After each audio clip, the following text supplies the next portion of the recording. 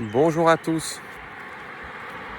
Dans cette vidéo, dans cette leçon, je vais vous parler de mon travail. J'espère que cela va pouvoir vous aider à apprendre de nouveaux mots, de nouvelles expressions, de pouvoir vous exprimer plus naturellement en français. Non, c'est très souvent la clé pour être satisfait quand on apprend une langue étrangère. Alors mon travail, à moi, à la base, c'est professeur de français. Je suis un professeur diplômé. J'ai suivi une formation, obtenu mon diplôme qui me permet donc d'enseigner le français comme langue étrangère, c'est-à-dire spécifiquement pour les étrangers.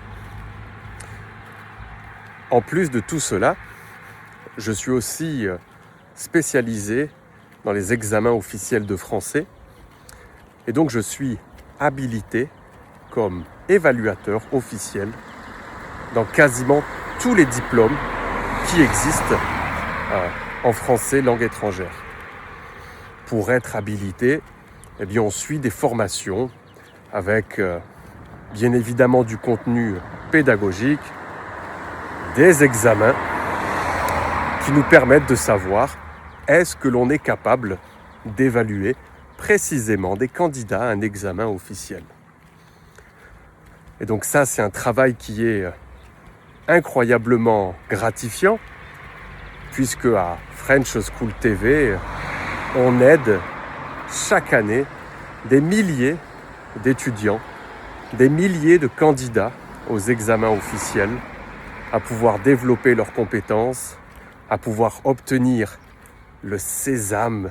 C'est une expression très intéressante, ça, qui signifie obtenir le Graal, obtenir vraiment la chose ultime pour nous en français, qui va nous permettre de trouver un travail, de partir étudier en France, de partir au Québec, ou tout simplement de certifier notre niveau, pouvoir dire j'ai le niveau B2, B1, C1, C2, A2, A1, et voici le diplôme qui le prouve. Non. Mais réellement, depuis que j'ai créé French School TV, professeur de français reste mon travail, mais il y a un autre travail, un autre emploi qui est créateur de contenu, qui consiste basiquement à créer du contenu que l'on partage sur les réseaux sociaux avec un objectif très simple, pouvoir vous proposer ce type de vidéo que vous allez consommer, qui va nous permettre de gagner de l'argent sur certains réseaux sociaux au travers de la publicité ou des programmes de membres avec des gens qui payent tous les mois. Et bien évidemment, vendre aussi des cours de français, des cours de conversation, de préparation aux examens officiels.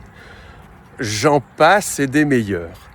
Ça veut dire qu'il y a beaucoup d'autres choses. Et aujourd'hui, je voulais vous parler un petit peu des avantages et des inconvénients de ce travail pour que vous puissiez, vous aussi, en parler en ce qui concerne votre emploi. Vous me direz à la fin de cette vidéo si cela a été utile pour vous. Attendez une seconde, il ne faut pas que je me perde. Ok, c'est bon.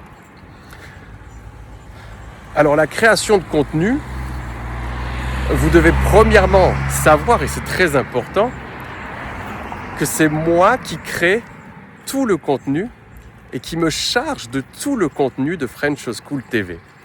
C'est-à-dire, imaginez des thématiques de vidéos, comme celle-ci, tourner ces vidéos, donc ce qu'on appelle un petit peu la production de la vidéo, où est-ce qu'on va la faire, comment est-ce qu'on va la faire, avec qui, à quel moment, toutes ces différentes caractéristiques.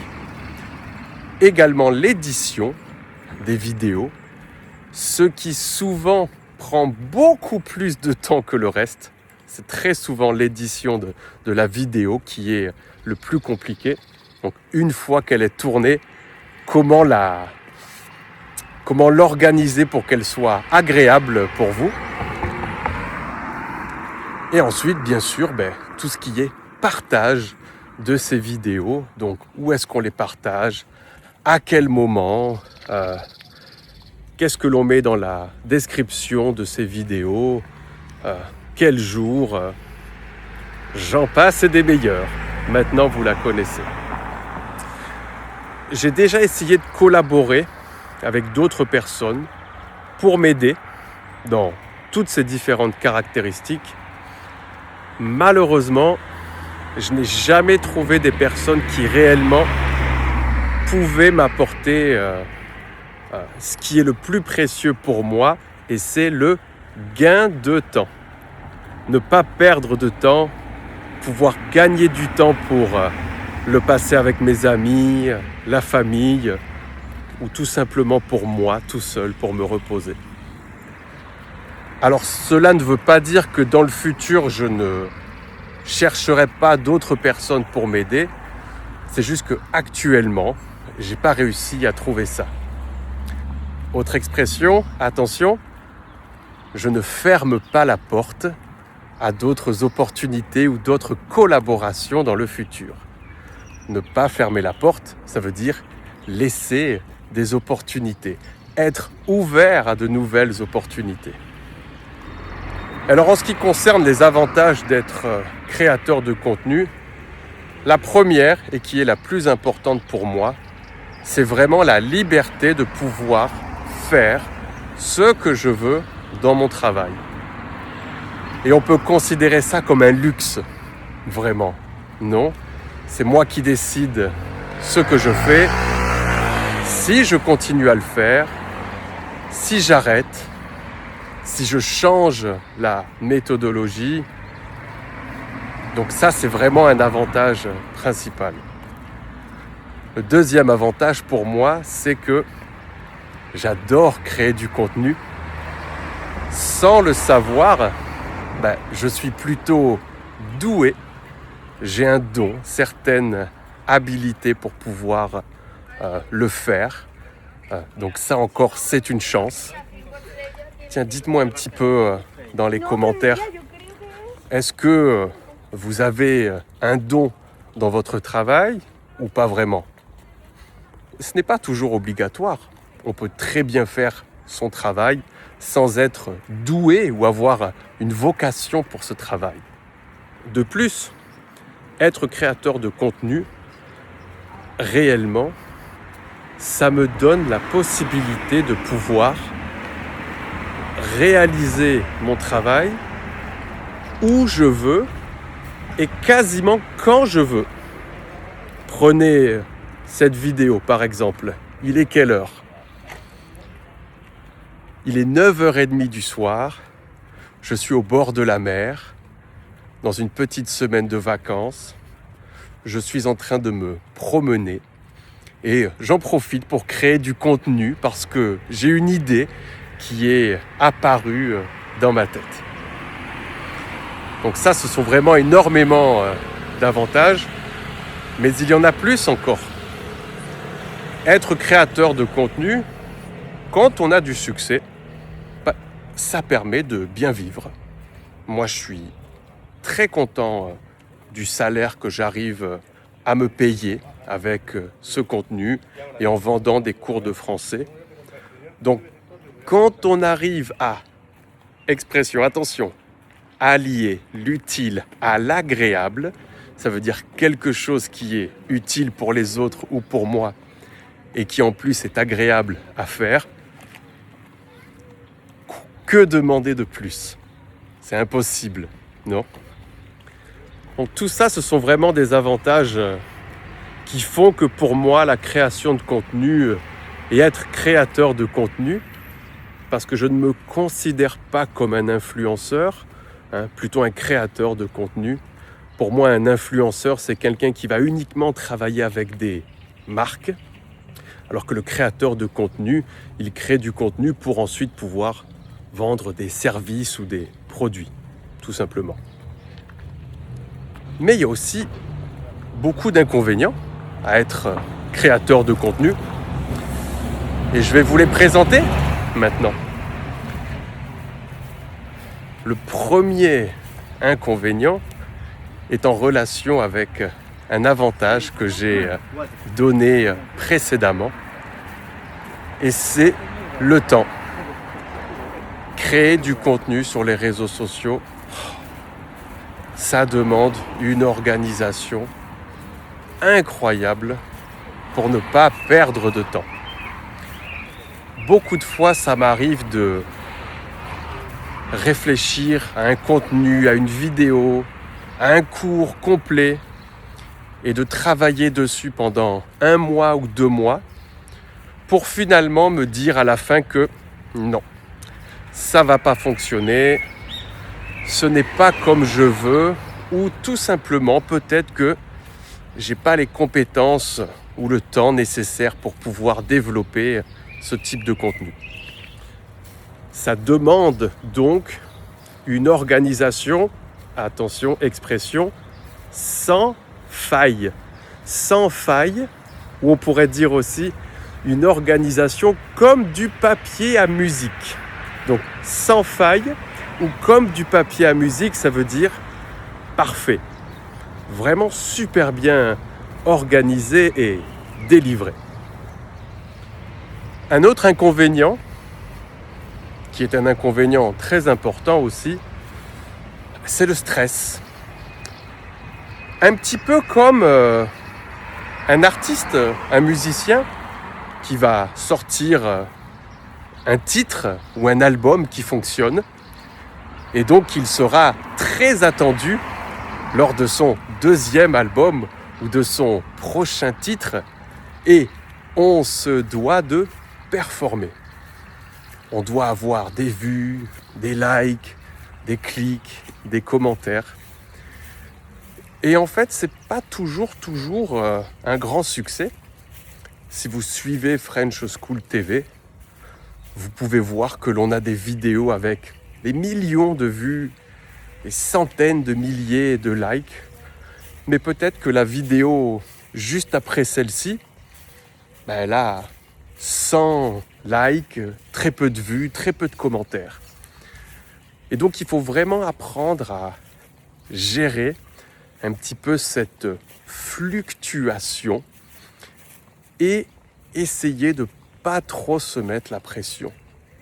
Ça a été un travail pour moi qui a été très difficile parce que comme beaucoup d'entre vous, je suis une personne très perfectionniste. Chaque fois que je crée du contenu, j'essaye que ce soit le meilleur contenu possible. Malheureusement, ce n'est pas toujours le cas.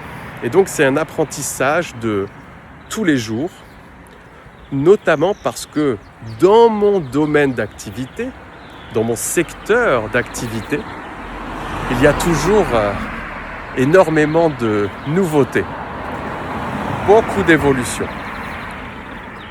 Comme dans tous les métiers, avec l'arrivée de l'intelligence artificielle, est-ce qu'on l'utilise, oui ou non?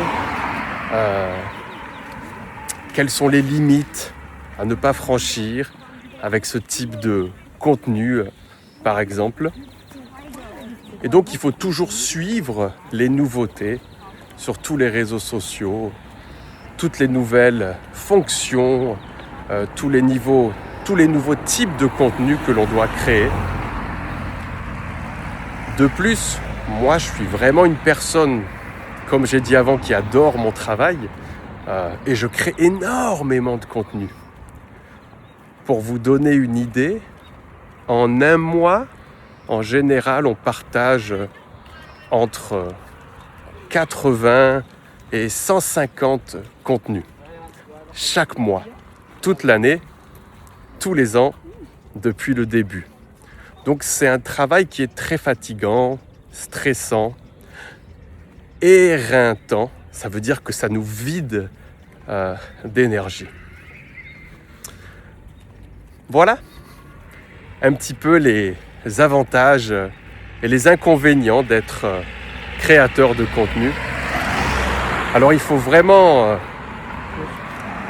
relativiser, hein, prendre tout ça avec une perspective. Regardez ce magnifique coucher de soleil derrière moi. Magnifique, magnifique. Ça permet de relativiser. Regardez. Oh,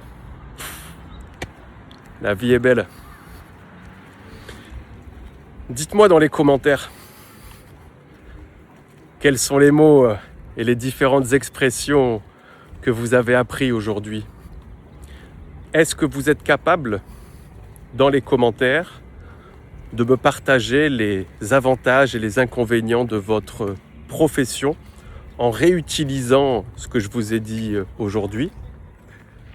Est-ce que cela vous intéresserait que je vous propose d'autres types de contenus comme les avantages et inconvénients d'être professeur de français, par exemple, les avantages et les inconvénients de vivre à l'étranger, puisque je suis un immigré et j'ai été un immigré toute ma vie, en Océanie, en Asie, en Amérique du Sud, maintenant en Europe.